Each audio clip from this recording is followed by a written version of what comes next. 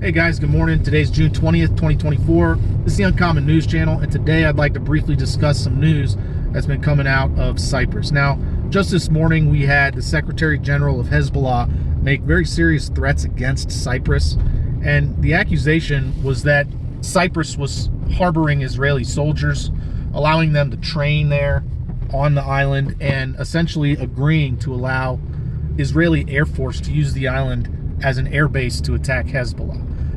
Now, that very well could be the case because, in the last couple days, we've been seeing a lot of delegations from Western countries show up to Cyprus, and it appears as though Cyprus has agreed to join the war effort and assist Israel. And so to that end, we saw Anthony Blinken there the other day, and just this morning we're seeing a delegation from the Philippines. So, in one of my videos that I made previously, I mentioned the possibility that Turkey could make an attempt to annex the entire island. And, the reason I said that is because Turkey essentially occupies almost half of Cyprus already. And just the other day in his speech to the parliament, I think President Erdogan made it clear that he wants to form a coalition of Muslim nations to essentially war against Israel and the United States in the region.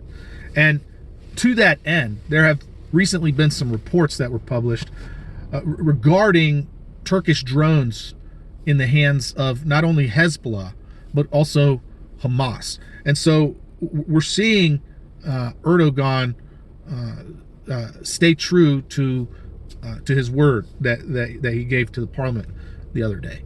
And so, these drones that Hezbollah and Hamas have, they're not easy to spot on radar. They're very quiet. They're slow.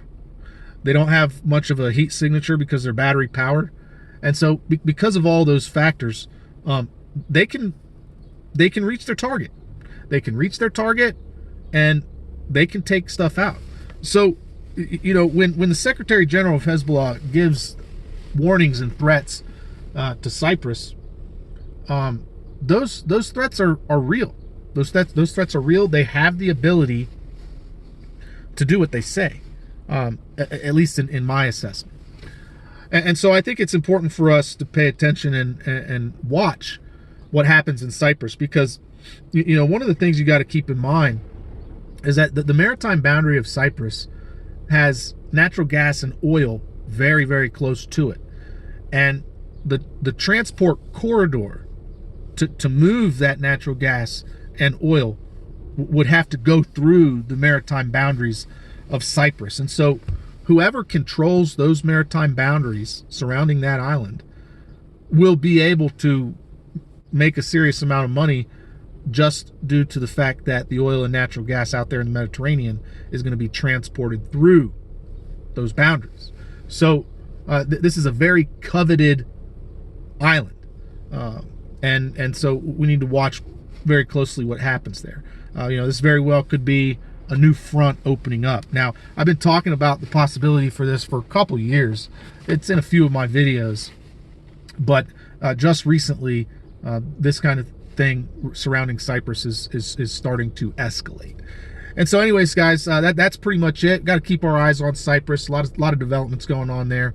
A lot of escalations in rhetoric and movement of troops and equipment. So anyways, guys, you appreciate this commentary, you like what I do, don't forget to give me a thumbs up, share, comment, subscribe, and as always, don't forget, help out your neighbors.